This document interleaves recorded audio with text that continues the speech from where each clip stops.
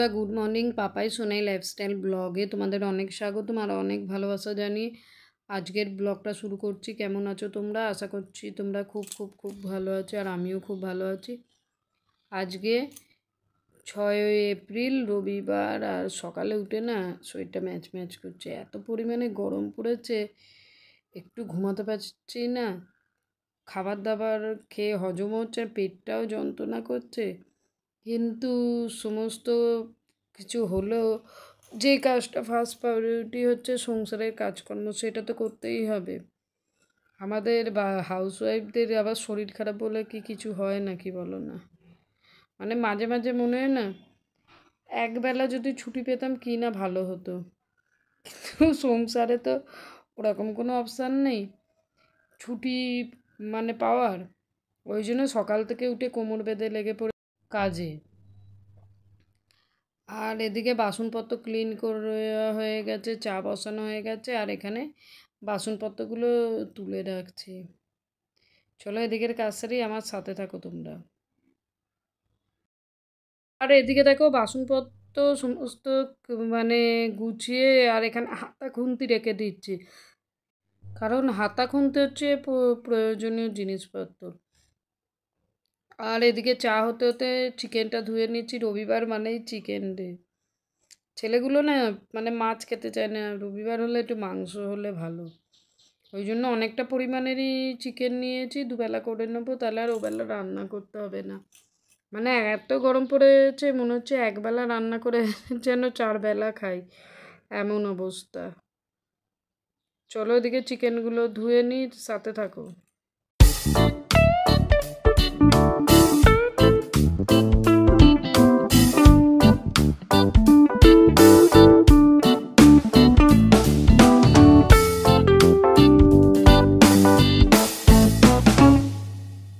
ওদিকে চা খাওয়া কিন্তু আমার হয়ে গেছে কমপ্লিট। এদিকে মাংস বসাবো, আর সর্ষের তেলটা এত ঝাঁঝ না। চলো এদিকে মশলাটা দিয়ে দিলাম, সমস্ত কিছু বেটে রেখেছিলাম, পেঁয়াজ আদা রসুন, তারপর টমেটো, শুকনো লঙ্কা, জিরে ধনে দিয়ে বেশ করে কষিয়ে দেবো। আর আমার মাংস রান্নার সিক্রেট হচ্ছে বেশ করে কষিয়ে দিই, যতই কম তেল মশলা দিই না কেন, ভালো করে কষালে দেখবে এমনি তেল ছেড়ে দেয়। আর আজকে আর ঝোল করার ইচ্ছে নেই, আজ একটু না শুকনো কষা মতো করব। খুব শুকনো হবে না, খুব ঝোল হবে না, যাতে এতগুলো লোকের দুবেলা হয়ে যায়। আর নিম বেগুন করবো, আমের চাটনি করবো, আজকে এই অবধি মেনু। আর এদের তো জলখাবারে মুড়ির তরকারি আছে। কিন্তু এত কাজ করতে করতে নিজের মনে হয় টিফিন খেতে কখন যেন ভুলে যায়, ইচ্ছে করে না, না তো। মানে দেখবে যে বলে না ঘরামির ঘর ছেদা, যে সকল মানুষের খেয়াল রাখে সে যেন নিজের খেয়াল রাখতে কোথা থেকে ভুলে যায়। কথাটা শুনতে খারাপ হলেও কিন্তু কথাটা সত্যিকারের কথা। চলো এদিকে মাংসটা দিয়ে বেশ ভালো করে কষিয়ে নেব।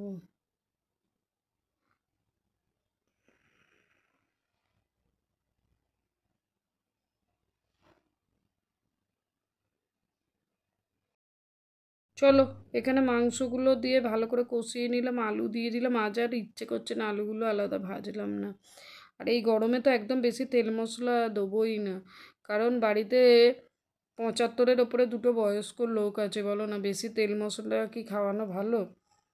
আর আলাদা আলাদা করে রান্না করা আমার দ্বারা সম্ভব হয়ে ওঠে না।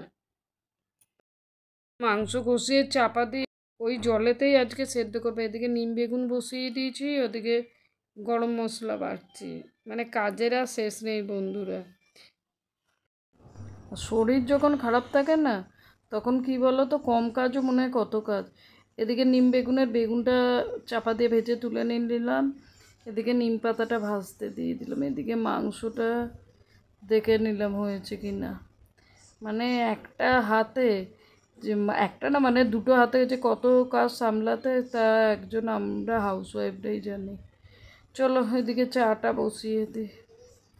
সকালে 1 বাটি চা করা হয়েছিল শেষ, আবার চা করতে হবে, যেহেতু সব বাড়িতে আছে 1 বাটি চা আবার লাগবে।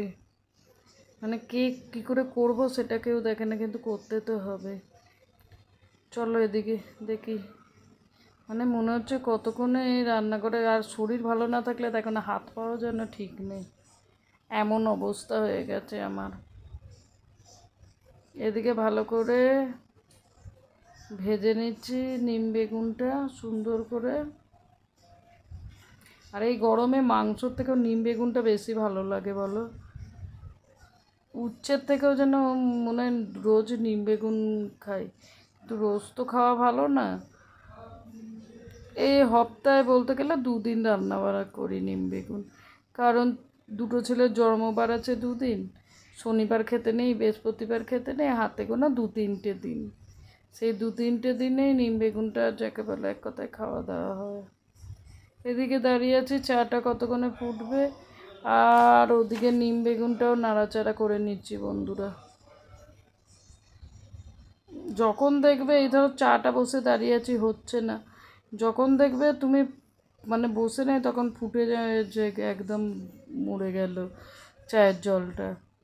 এদিকে বেগুনগুলো অ্যাড করে নিলাম, নিম পাতাটা যে ভাজা হয়ে গেল। চলো অল্প নুন দিয়ে দেবো, কারণ বেগুনটা ভাজার সময় নুন দেওয়া ছিল না। হলুদটা সামান্য আগে দিয়ে দিয়েছি। আর এই নিম বেগুন আমাদের বাড়ির বাচ্চাগুলো বাদ দিয়ে সবাই ভালোবাসে, আমি আর আমার বাবা, তোমাদের দাদা, আমরা তো প্রচণ্ড ভালোবাসি। এক থালা ভাত যদি দেয় শুধু নিম বেগুন দিয়েই খেয়ে নেবো, কিন্তু শুধু তো তেতো দিয়ে খাওয়া যায় না। চলো তাহলে সুন্দর করে নিম বেগুনটা এদিকে ভেজে নিচ্ছি।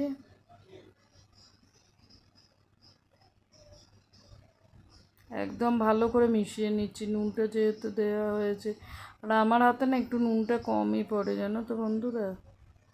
চলো তাহলে এদিকে চাটা দেখো না, তখন থেকে দাঁড়িয়ে আছি, চাটা আর ফোটার নামগন্ধ করছে না যাকে বলে। এখানে নিম বেগুন ভাজা হয়ে গেছে কমপ্লিট। চলো নিম বেগুনটা সুন্দর করে ঢেলে রেখে দিই, কড়াটা মেজে নেব। আর এই এক বাসন, মানে মেজে মেজে পূরণ করা যায় না, সারাদিন যে কতবার বা কত বাসন মাজি গুনে কোনো যাকে বলে হদিস পাওয়া যাবে না। রান্না বান্না করতে কী বলো তো, অত কষ্ট হয় না, বেশি কষ্ট হয় এই বাসনপত্র ধোয়া মাজা করতে। চলো ওদিকে চাটা হতে হতে এদিকে আমি বাসনপত্রগুলো ঘষা মাজা করে নিচ্ছি, যে কটা বেরিয়েছিল। আর বাসনপত্র কলের মুখে থাকলে আমার যেন ভালো লাগে না, মনে হয় যেন রান্নাঘরটাই অপরিষ্কার। দেখবে গ্যাসের এই যে স্ল্যাবের এখানটা মুছে আর যদি রান্নাঘরে বাসনপত্রগুলো তুলে দেওয়া যায় মেজে ঘষে, তাহলে যেন রান্নাঘরটাও ফ্রেশ লাগে। এতক্ষণে চাটা ফুটলো বলো, কখন বসিয়েছি বললাম না, যখন দেখবে সামনে দাঁড়িয়ে আছো দুধ বললো যাই বলো তখন আর ফোটে না, কিন্তু যখন দেখবে তোমার দরকার নেই তখন ফুটে গেছে। চলো এদিকে চা করা কমপ্লিট, মানে আর ভালো লাগছে না, অনেকটা চাও পড়ে গেল। কাপে করে তুললে ভালো হতো, কিন্তু এক এক সময় না শরীর সাথ দেয় না বা ভালো লাগে না। একটা মানুষের উপরে বলো না এত বড় সংসার, শুনতে ভালো লাগে বড় সংসার, কিন্তু বড় সংসার মেনটেন করা কষ্ট আছে আর ধৈর্যের ব্যাপার, যার ধৈর্য নেই তার পক্ষে সম্ভব নয়। বুঝেছো বন্ধুরা, এদিকে রান্নাবান্নার পার্ট কমপ্লিট। এই রান্নার পরে এই কাজটা আমার খুব ভালো লাগে, এই রান্না করে গ্যাস ওভেনটা মোছা। তাহলে বন্ধুরা চলো আজকে আর ব্লগটা বাড়াচ্ছি না, ব্লগটা শেষ করলাম, দেখা হবে তোমাদের সঙ্গে নেক্সট ব্লগে।